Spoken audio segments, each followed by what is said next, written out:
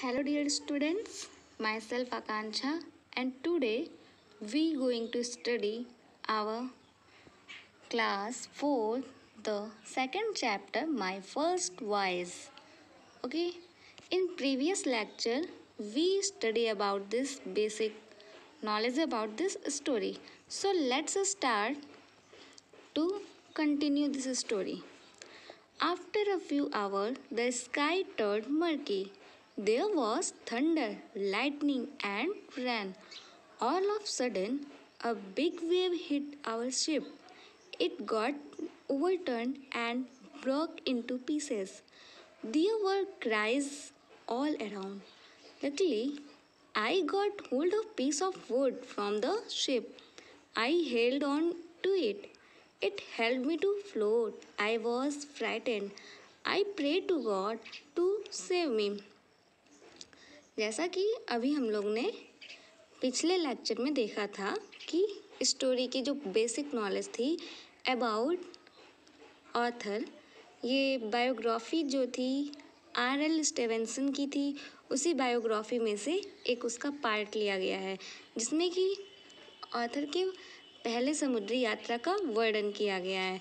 तो हम लोग पढ़ रहे थे, इसमें ये था कि कुछ ही देर बाद क्या हुआ कि आसमान में हर जगह बदली छा गई और वहाँ पे बहुत ही बादल गरजने लगे, बिजलियाँ चमकने लगी और बारिश होने लगी।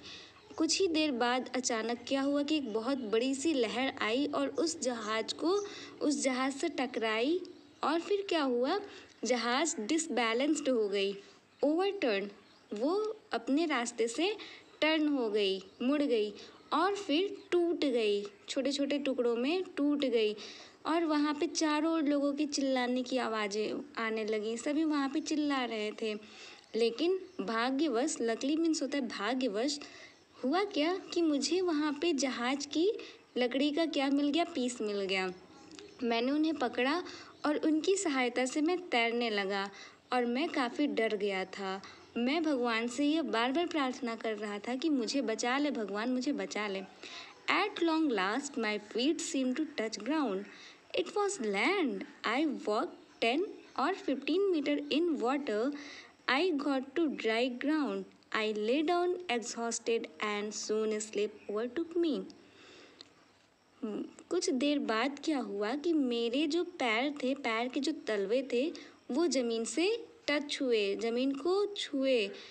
फिर क्या हुआ, मुझे ऐसा लगा कि ये कोई ज़मीन है। मैं वहाँ से 10 या 15 मीटर पानी में और चला, तब जाके एक सूखी ज़मीन आई और मैं वहाँ पे जाते ही लेट गया, सो गया और मुझे तुरंत ही नींद आ गई। Next morning I woke up. It was bright. I looked around and found myself on a small island. I saw some goat too. There were cries of seabirds nearly. I felt encouraged. अब हुआ क्या कि जब वह सो गया तो रात गुजर गई, अगला मॉर्निंग आ गया, अगली सुबह हुई। तब ये जब ऑथर जगा तो इन्होंने क्या देखा, अपने चारों ओर कि कुछ जंगलियाँ बकरियाँ वहाँ पे उन्होंने अपने चारों ओर देखा कि वो कहाँ पे हैं, एक छोटे से आइसलैंड पे हैं। आइसलैंड किसे कहते हैं, जो तीनों चारों तरफ से समुद्र से घिरा हो, पानी से घिरा हुआ पार्ट जो होता है ज़मीन का, वो आइसलैंड कहलाता है। फिर मैंने वहाँ पे कुछ जंगली बकरियाँ देखी और वहाँ पे काफ़ी चिड़िया थी जो कि समुद्र के पास से ही चिड़ियों के चिल्लाने की आवाज़ आ रही थी। और मैंने बहुत ही थकान महसूस करते हुए मैं वहाँ पे इनकरेज्ड हो गया। मुझे बिल्कुल भी अब साहस नहीं था कुछ भी करने का। I was very hungry. I went round to look for food and water. I came across a spring and dark water from it, but I couldn't find any food. It was already late evening. फिर जब मुझे भूख लगी, अब क्या हुआ कि इनको बहुत तेज की भूख लग गई। जब इनको भूख लगी तो वहाँ से वो उठ के भोजन और पानी की तलाश में उठ के जाने लगे, मतलब देखने लगे कि कहीं कुछ मिल जाए। फिर क्या हुआ, और आए कहाँ से थे, बहुत ही काले पानी के पास से ये गुजरे और महीना क्या था, स्प्रिंग का था, वसंत के महीने में ये काले पानी की तरफ से गुजरे, लेकिन उन्हें वहाँ पे कुछ नहीं मिला। जनरली होता क्या है कि स्प्रिंग के मतलब वसंत के महीने में कुछ भी मिल जाता है, फ्रूट्स मिल जाता है, वेजिटेबल्स मिल जाते हैं, लेकिन यहाँ पे इनको कुछ नहीं मिला। अब क्यों नहीं मिला? क्योंकि बहुत ज़्यादा शाम हो गई थी। I lay down by the side of a rock and soon fell to sleep. अब ये फिर वहाँ पे पत्थरों की छाया में, पत्थरों की छाँव में वहीं पे वो लेट गए और बहुत जल्दी उनको नींद आ गई। नेक्स्ट मॉर्निंग, अब फिर अगली सुबह हो गई। आई वोक अप क्वाइट अर्ली, और मैं बहुत जल्दी ही जग गया था। आई वॉज वेरी हंग्री, मैं बहुत भूखा था। माई इंट्रायल वर टीयरिंग इनसाइड, और मेरे पेट की जो अतड़ियाँ थीं, मीन्स कि मेरे पेट में इतनी ज़्यादा दर्द, इतना ज़्यादा मेरे पेट में दर्द हो रहा था कि असहनीय था। आई लुक्ड अराउंड, मैं अपने चारों ओर देखा तो वहाँ पे मैंने वहाँ पे कुछ सेलफिश देखी, जो कि मतलब सेलफिश एक तरह की मछली होती है। मैंने वहाँ पे मछलियों को पाया।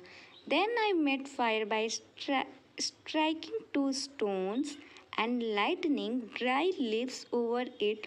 आई बर्न ड्राई वुड।